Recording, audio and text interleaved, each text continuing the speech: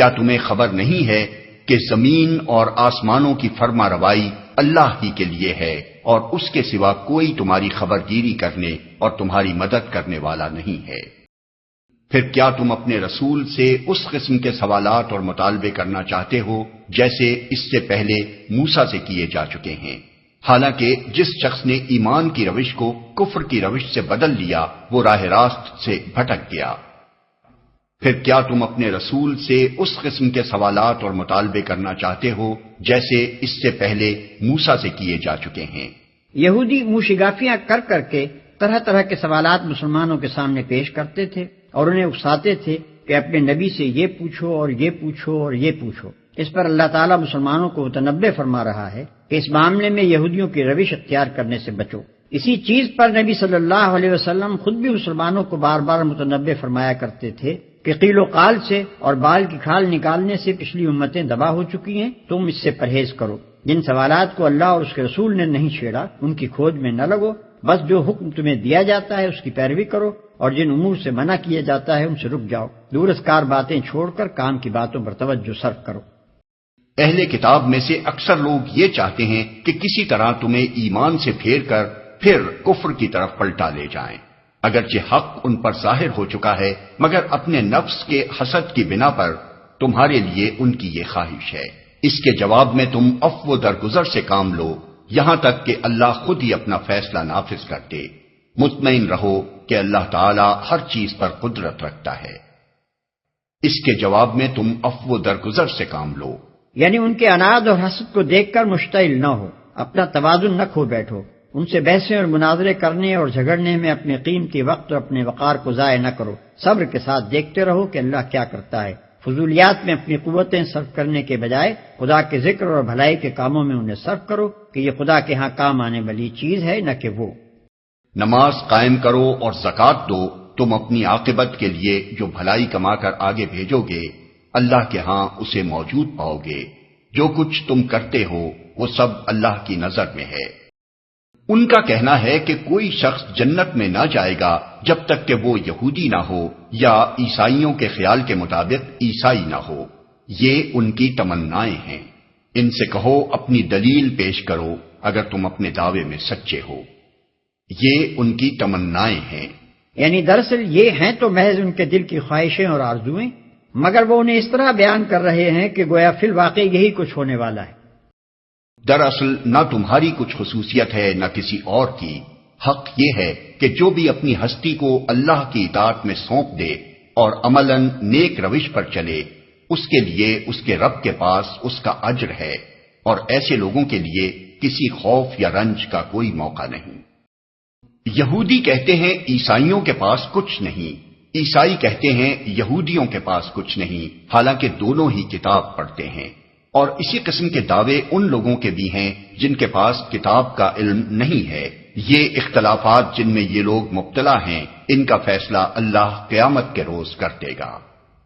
جن کے پاس کتاب کا علم نہیں ہے یعنی مشرکین عرب۔ اور اس شخص سے بڑھ کر ظالم کون ہوگا جو اللہ کے معبدوں میں اس کے نام کی یاد سے روکے اور ان کی ویرانی کے درپے ہو۔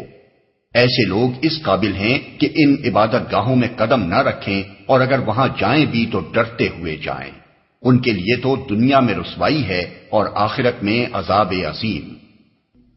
اور اگر وہاں جائیں بھی تو ڈرتے ہوئے جائیں، یعنی بجائے اس کے کہ عبادت گاہیں اس قسم کے ظالم لوگوں کے قبضہ و اقتدار میں ہوں اور یہ ان کے متولی ہوں، ہونا یہ چاہیے کہ خدا پرست اور خدا ترس لوگوں کے ہاتھ میں اقتدار ہو اور وہی عبادت گاہوں کے متولی رہیں، تاکہ یہ شریر لوگ اگر وہاں جائیں بھی تو انہیں خوف ہو کہ شرارت کریں گے تو سزا پائیں گے۔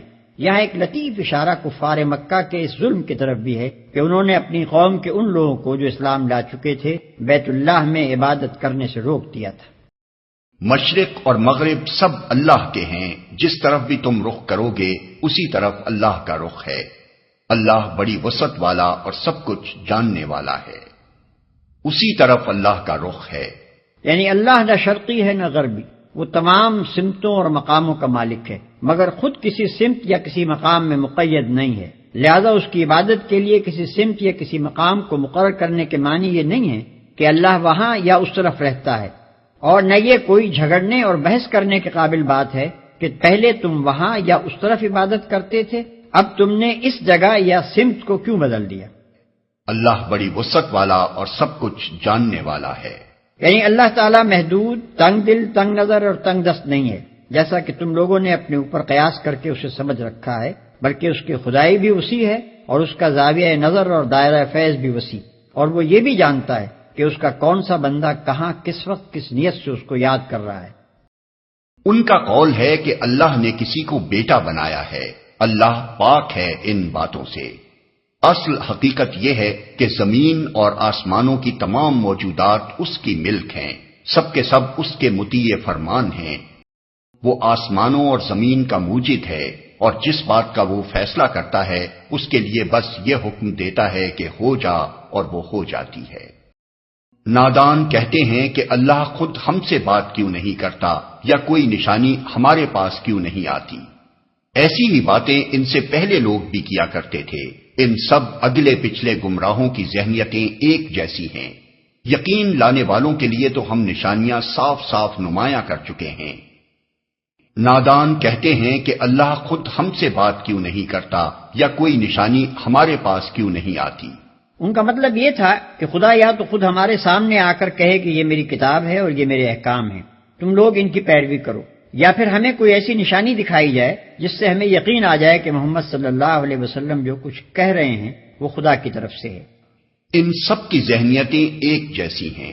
یعنی آج کے گمراہوں نے کوئی اعتراض اور کوئی مطالبہ ایسا نہیں گھڑا ہے جو ان سے پہلے کے گمراہ پیش نہ کر چکے ہوں۔ قدیم زمانے سے آج تک گمراہی کا ایک ہی مزاج ہے، اور وہ بار بار ایک ہی قسم کے شبہات اور اعتراضات اور سوالات دہراتی رہتی ہے۔ ہم نشانیاں صاف صاف نمایاں کر چکے ہیں۔ یہ بات کہ خدا خود آ کر ہم سے بات کیوں نہیں کرتا اس قدر محمل تھی کہ اس کا جواب دینے کی حاجت نہ تھی۔ جواب صرف اس بات کا دیا گیا ہے کہ ہمیں نشانی کیوں نہیں دکھائی جاتی، اور جواب یہ ہے کہ نشانیاں تو بے شمار موجود ہیں، مگر جو ماننا چاہتا ہی نہ ہو اسے آخر کون سی نشانی دکھائی جا سکتی ہے؟ اس سے بڑھ کر نشانی کیا ہوگی کہ ہم نے تم کو علم حق کے ساتھ خوشخبری دینے والا اور ڈرانے والا بنا کر بھیجا۔ اب جو لوگ جہنم سے رشتہ جوڑ چکے ہیں ان کی طرف سے تم ذمہ دار و جواب دہ نہیں ہو۔ ہم نے تم کو علم حق کے ساتھ خوشخبری دینے والا اور ڈرانے والا بنا کر بھیجا۔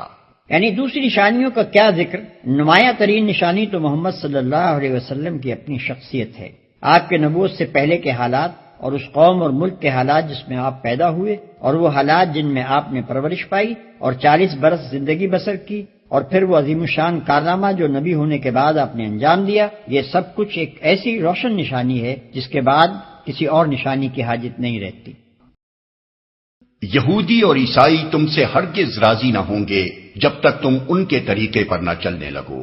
صاف کہہ دو کہ راستہ بس وہی ہے جو اللہ نے بتایا ہے، ورنہ اگر اس علم کے بعد جو تمہارے پاس آ چکا ہے تم نے ان کی خواہشات کی پیروی کی تو اللہ کی پکڑ سے بچانے والا کوئی دوست اور مددگار تمہارے لیے نہیں ہے۔